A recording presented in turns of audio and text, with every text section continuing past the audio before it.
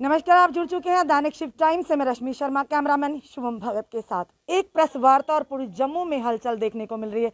कल की बात बताएं, विक्रम रंधावा जो पूर्व एमएलसी हैं बीजेपी के, उन्होंने एक प्रेस वार्ता की जिसमें डीएमओ जम्मू यानी डिस्ट्रिक्ट माइनिंग ऑफिसर जो कि अंकुर सचदेवा के ऊपर इल्जाम लगाया गया और इसी इल्जाम की बिना पर उनका ये कहा गया इनडायरेक्टली कहीं ना कहीं पीएमओ मंत्री डॉक्टर जितेंद्र सिंह के ऊपर बड़े ही इन्होंने इल्जाम लगाए। वो डायरेक्टली नहीं कहेंगे, हम इनडायरेक्टली कहेंगे कि जो कि डिस्ट्रिक्ट माइनिंग ऑफिसर द्वारा कहा गया कि अगर जिस तरह से उन पर पेनल्टी डाली गई, उन्होंने ये कहा कि इसकी हिस्सेदारी ऊपर तक है, यानी कि पीएमओ मंत्री तक है। कहाँ तक ये बात सही है? और उसी के चलते हर तरफ कांग्रेस के दिग्गज नेताओं की आवाज़ उठने लगी कि आखिर ये गलत हुआ है, आखिर ये बीजेपी पार्टी जो है ये भ्रष्टाचारियों की पार्टी है। इसी विषय में आज प्रेस वार्ता की गौरव चोपड़ा ने, जो कि कांग्रेस के काउंसलर हैं, इनसे जानते हैं क्या कहना चाहेंगे। ये सारा जो एपिसोड हुआ इसके बारे में क्या इनकी सुझाव है? जी गौरव जी, क्या कहना चाहेंगे? रश्मि जी, जय श्री राम। और आपका बहुत बहुत शुक्रिया अदा करता हूं कि जिस प्रकार इस महामारी के समय आप घर घर जम्मू में चाहे कश्मीर में घर घर न्यूज़ पहुंचाने का काम कर रहे हैं। हर प्रतिदिन कोविड के ऊपर भी आप जो दे रहे हैं, तो आपका बहुत बहुत शुक्रिया अदा करता हूं कि अपनी जान की परवाह न करते हुए आप लोगों को जो सेवा दे रहे हैं, बहुत बड़ी सेवा है। दूसरा कि आज जो हमारी आपको थोड़ा सा हम टोकेंगे क्योंकि जान है तो जहान है। आप प्लीज मास्क लगा लीजिए। जी जी इस समय आपको हमारी जनता लाइव देख रही है। जब आप खुद इस चीज का पालन नहीं करेंगे तो जनता पर क्या असर पड़ेगा? ये सामान इस चीज पे कोई भी कॉम्प्रोमाइज नहीं। जी बोलिए। जी रश्मि जी, जिस प्रकार देखने को मिला कि विक्रम रंधावा जी जो भाजपा के पूर्व एमएलसी हैं, उन्होंने बड़ी जिम्मेवारी के साथ अपनी पार्टी के जितेंद्र सिंह के ऊपर जो आरोप लगाया, उससे साबित होता है कि भारतीय जनता पार्टी जो है वो आज भ्रष्टाचार का अड्डा बन चुकी है। जी। जिस प्रकार उन्होंने आरोप लगाया उससे साबित होता है कि डॉक्टर जितेंद्र सिंह की मंशा 370 तोड़ने की क्या थी। हमारी हंसती खेलती स्टेट को यूटी में तब्दील करने की मंशा भारतीय जनता पार्टी की आज सामने देखने को मिली। जिस प्रकार 1000 की ट्राली जो रेत और बजरी जो आती है, आज वो 5000 8000 में बिक रही है। जिस प्रकार एक्साइज पॉलिसी को आपने जम्मू शहर के अंदर लागू किया, साफ तौर पे देखने को मिलता है। और आपके भारतीय जनता पार्टी के जो एमएलसी हैं, उन्होंने आरोप लगाया कि डॉक्टर जितेंद्र सिंह जम्मू की दलाली खा रहे हैं, उन्होंने अपने एजेंट्स बिठा कर रखे हैं। साफ तौर पे देखने को मिलता है।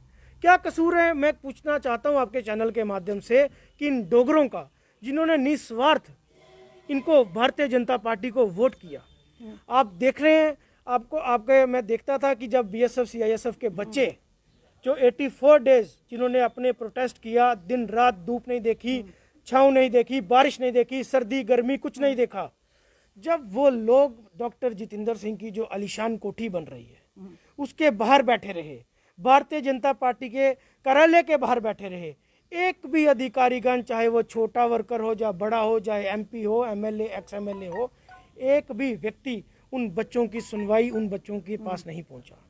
आज जिस प्रकार पीएचई के डेली वेजर्स, आप देखें जम्मू शहर के अंदर जितने भी प्रोटेस्ट हो रहे हैं, प्रदर्शनों का शहर बनता जा रहा है जम्मू शहर जो है आज हमारा।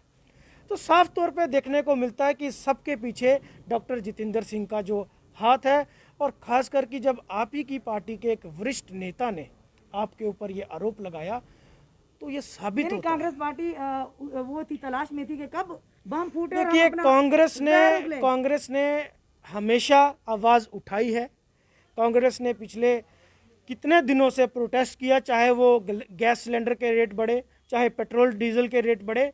और अब अगर डॉक्टर जितेंद्र सिंह ने रिजाइन नहीं किया, तब भी कांग्रेस पार्टी प्रोटेस्ट करेगी जब ये लॉकडाउन खत्म होगा, और डॉक्टर जितेंद्र सिंह का घेराव भी करेगी। गौरव जी, जिस तरह से आपने कहा कि विक्रम सिंह रंधावा सिंह जी के उनके द्वारा लगाए गए, पर उन्होंने डायरेक्टली नहीं कहा।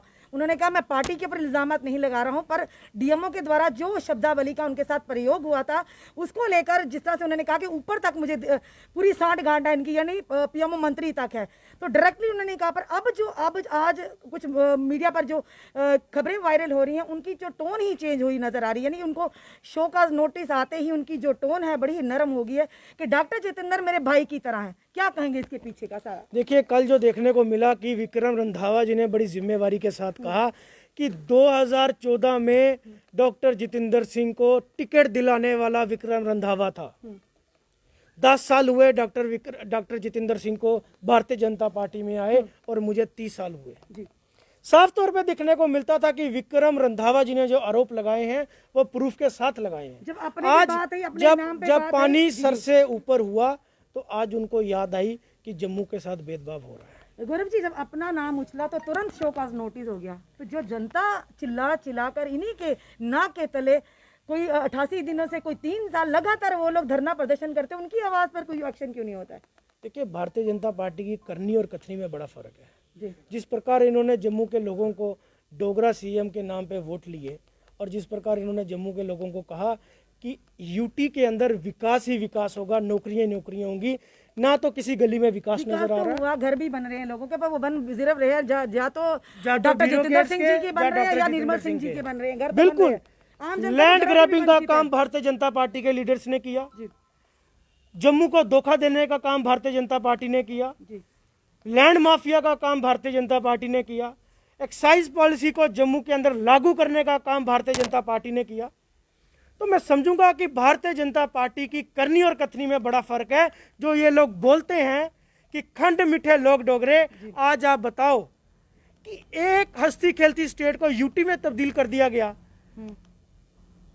जो इतना विशाल हमारा राज्य था, महाराजा हरि सिंह जी, महाराजा गुलाब सिंह जी, वो एक राज्य से पहचान है, एक यूटी से, एक केंद्र प्रशासित जो शहर है उससे हमारी पहचान नहीं है। कांग्रेस के नेताओं की आवाज में बड़ा दम लग रहा है, दमखम लग रहा है। जिस तरह से योगेश सहनी जी की बात करें, आपकी बात करें, भानु प्रताप जी की बात करें, इससे पहले इतनी दहाड़ हमने आपकी भाषा में नहीं देखी है, या जिस तरह भी वार्ता की इतनी भाषा हमने देखी। दहाड़ तो हमने हमेशा वक्त आने पर अपनी रखी है, और जब प्रूफ मिलता है तो मुझे लगता है कि आवाज में और ज्यादा वजन आ जाता है। पर क्या लगता है जो विक्रम रंधावा जी ने कल जिस तरह से दहाड़ा था, यानी बहुत बड़ी बात है अपनी ही पार्टी के नेता के ऊपर डीएमओ द्वारा लगाए गए इल्जामात को पब्लिकली करना, तो क्या उनकी इस तरह से आपको नहीं लगता कि दबाव बनाया जाएगा, जिस तरह से हर बार होता है?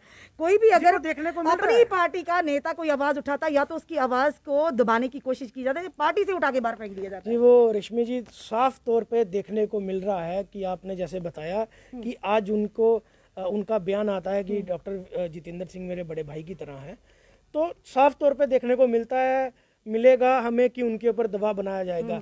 लेकिन मैं आपके चैनल के माध्यम से विक्रम रंधावा जी को ये पूछना चाहता हूँ और ये बता देना चाहता हूँ कि विक्रम रंधावा जी, जिस प्रकार आपने जिम्मेवारी के साथ कल आरोप लगाए और आपने कहा कि मेरे पास प्रूफ पड़े हैं, अगर आप कहीं पीछे हटेंगे तो याद रखिएगा ये जम्मू के लोग आपको ना माफ करेंगे, ना आपकी बात पे विश्वास करेंगे। एक और बड़ा सवाल है, जनता का सवाल है, हमारा नहीं। जहां पर एक तरफ माइनिंग बैन है, पर उसके बचलते भी माइनिंग बैन होने के बावजूद धड़ल्ले से सूर्यपुत्री तवी के अंदर माइनिंग हो रही है, मंडाल फ्लाई में माइनिंग हो रही है, आरएसपुरा में धड़ल्ले से माइनिंग हो रही है। उसका जिम्मेवार कौन है? क्या विक्रम रंधावा जी ने जो इशारा किया है वो वाकई सही इशारा है?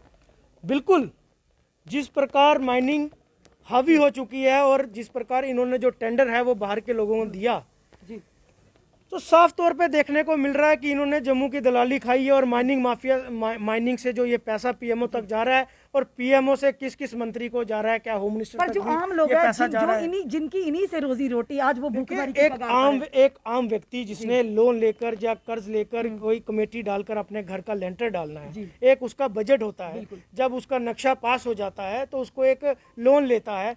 तो जब आपको मालूम है कि आपकी 1000 की ट्राली पड़ेगी और वही ट्राली जब आप 7000 में लेते हैं, आपका सारा बजट भी बिगड़ जाता है। क्या आपको एक आम जनता की सुनवाई और आवाज नहीं नजर गांधीनगर आती? में डॉक्टर जितेंद्र सिंह की आलीशान कोठी बन रही है, तो वहां पे भी तो बन रही है, पर आम इंसान ना घर बना सकता, आज घर से भी वंचित है। यानी 100 बार उसको सोचना पड़ेगा कि इस बजट में मैं घर बना सकता हूँ या नहीं बना सकता। और जिन लोगों का रोजी रोटी इन ट्राली, एक ट्राली से या ट्रैक्टर से है, वो लोग आज भुखमरी की कगार पर। फिर ये माइनिंग माफिया कौन है, ये समझ नहीं आ रहा है।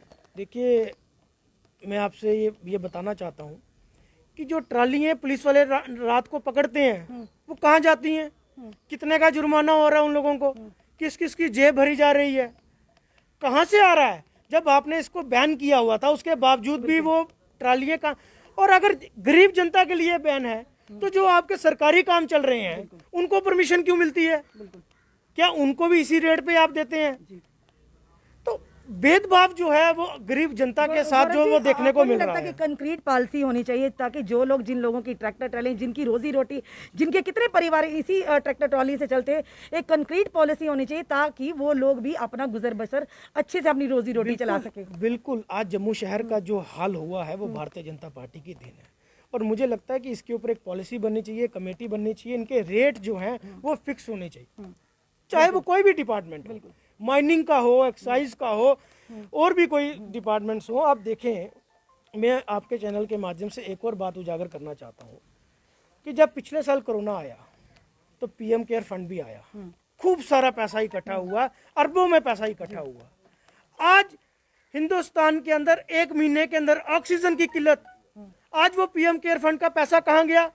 जब कोरोना थोड़ा सा कम हुआ, जब नवंबर, दिसंबर, अक्टूबर के बीच में जब ये कोरोना थोड़ा सा कम हुआ, तो गवर्नमेंट क्यों सोई हुई थी? क्यों आप इलेक्शन करवाने के लिए वहां चली गए? तब आपको अपने हॉस्पिटल्स को सुधार करना चाहिए था, आपको बेड्स बनाने चाहिए थे, ऑक्सीजन प्लांट्स लगाने चाहिए थे, लेकिन इनका ध्यान सत्ता पाने की तरफ था। आपने प्रेस वार्ता में ये भी मांग की कि डॉक्टर जितेंद्र सिंह को इस्तीफा देना चाहिए। बिल्कुल, हमने कहा कि डॉक्टर जितेंद्र सिंह को रिजाइन करना चाहिए, अगर वो रिजाइन नहीं करेंगे तो हम उनका घेराव करेंगे। धन्यवाद हमारे साथ जुड़ने के लिए। ये थे हमारे साथ गौरव चोपड़ा, जो कि काउंसलर हैं कांग्रेस पार्टी के, और साफ स्पष्ट शब्दों में कहा कि भारतीय जनता पार्टी भ्रष्टाचारियों की पार्टी, और जिस तरह से विक्रम रंधावा ने कल एक खुलासा किया और साथ ही साथ तुरंत उनको शो कॉज नोटिस इशू हो गया, यानी इतनी तुरंत कार्रवाई हुई है, तो क्या डॉक्टर जितेंद्र सिंह जी जो पावर में है इस समय, पीएमओ मंत्री हैं, क्या उन लोगों को, जो गरीब जनता है, जो लोग इस समय भुखमरी की कगार के, जो एक एक ट्राली जिनके घर में, जिसके माध्यम से वो अपने घर का परिवार चलाते थे, रोजी रोटी चलाते थे, आज वो भुखमरी की कगार पर। क्या आपको नहीं लगता पीएमओ मंत्री सर, आप अपना घर तो बना रहे हैं, बड़ी आलीशान कोठी, जहां पर सीआईएसएफ बीएसएफ के बच्चे एस्पिरेंट्स ये थे, लगातार 88 दिनों से उन्होंने धरना प्रदर्शन किया। मे भी अब आप अपनी उस कोठी को, उसका जायजा लेने जाएं, पर उस समय आपके पास समय नहीं था, समय था भी, पर आपने उन बच्चों को इग्नोर किया। पर कहीं ना कहीं आम जनता का सोचिए, जिन्होंने आप पर विश्वास किया, एक दृढ़ विश्वास के साथ उन्होंने आपको वोट देकर आज पीएमओ मंत्री तक पहुंचाया, क्या आने वाले समय में यही विश्वास कायम रहेगा जनता? क्योंकि जिस तरह से लगातार जनता के हकों का हनन हो रहा है और कहीं ना कहीं हर तरफ से आवाज उठा रही है, आज आपके ही पार्टी के नेता ने आपके एक बहुत बड़ा सवालिया निशान खड़ा कर गया कि जितनी भी माइनिंग माफिया वो नीचे से लेकर ऊपर तक, यानी पीएमओ मंत्री तक उसका हिस्सा जाता है। क्या ये सही है या नहीं? आपने शोकॉज नोटिस तो भेज दिया, पर आम जनता का क्या? जिन लोगों की रोजी रोटी का सवाल, क्या एक कंक्रीट पॉलिसी नहीं बननी चाहिए? जो आज आप ट्रैक्टर ट्राली अपने घरों में खड़े करके अपने भुखमरी की कगार पर है, भाई जो ये माइनिंग माफिया है ये कहां से आ रहा है? इनके सर पर किस आका का हाथ है? किसकी सरपरस्ती में ये माइनिंग माफिया अपना धड़ल्ले से काम कर रही है? ये बहुत बड़ा सवाल है प्रशासन और सरकार पर। जुड़ी रहिए हमारे साथ अगले अपडेट के लिए। जय हिंद, जय भारत।